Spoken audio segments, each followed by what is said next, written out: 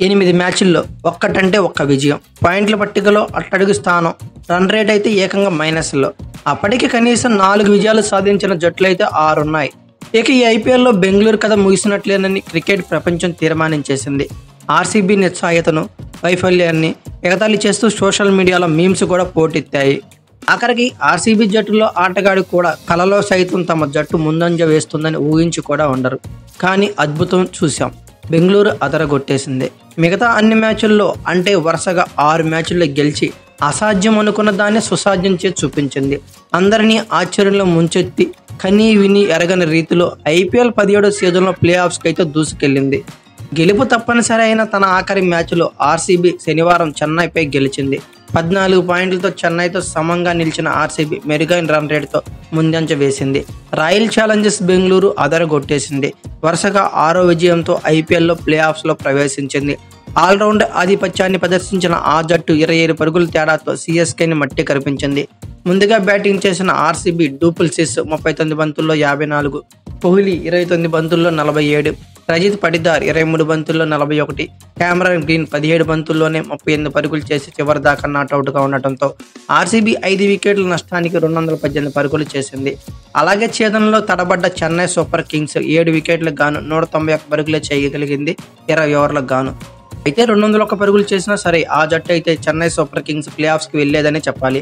సచిన్ రవీంద్ర 37 బంతుల్లో 61 టాప్ స్కోరర్గా నిలిచాడు. అలాగే జడేజా 22 బంతుల్లోనే 42 పరుగులు సాధించాడు. ఇక ఆర్సీబీ బౌలర్స్లో యాష్ దయాల్ 42 పరుగులు ఇచ్చి 2 వికెట్లు తీగా మ్యాక్స్వెల్ అలానే మహమ్మద్ సిరాజ్ తలా వికెట్తో రాణించారు. ఏదేమైనా ఐపీఎల్ 17వ సీజన్లో బెంగళూరు ప్లే ఆఫ్స్కి అయితే చేరింది. కీలకమైన పోరులో సిఎస్కేపై 27 పరుగుల తేడాతో ఘన విజయం సాధించింది. ఇరు జట్లు పాయింట్లు 14 సమమైనప్పటికీ సిఎస్కే ప్లస్ 0.3982 రన్ రేట్ గాను ఎక్కువ ఉండటంతో బెంగళూరు ఏకంగా ప్లస్ 0.459 నాకౌట్కు వెళ్లిపోయింది. ఆర్సీబీ విజయాల్లో కీలక పాత్ర పోషించిన విరాట్ కోహ్లీ కొత్త రికార్డును సృష్టించాడు. సిఎస్కేపై కేవలం 29 బంతుల్లోనే 47 పరుగులు చేశాడు.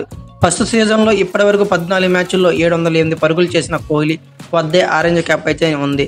ఈ క్రమంలో ఐపీఎల్ చరిత్రలోనే 2 సీజన్లో 700+ స్కోర్లు నమోదు చేసిన తొలి భారత క్రికెటర్గా అవతరించాడు. ఓవరాల్గా రెండో ఆటగాడిగా నిలిచాడు. కోహ్లీ కంటే ముందు క్రిస్ గేల్ మాత్రమే ఉన్నాడు.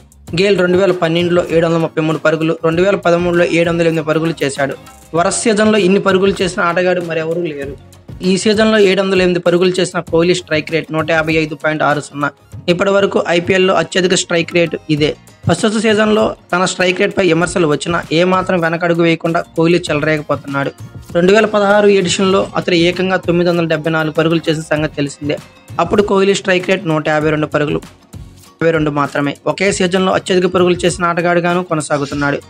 ఐపీఎల్ 2024 లీగ్ స్టేజ్ని విరాట్ కోహ్లీ 37 సిక్స్లతో ముగించాడు. ఈ సీజన్లో అత్యధిక సిక్సర్లు బాదిన బ్యాటర్గా విరాట్ కోహ్లీ నిలిచాడు.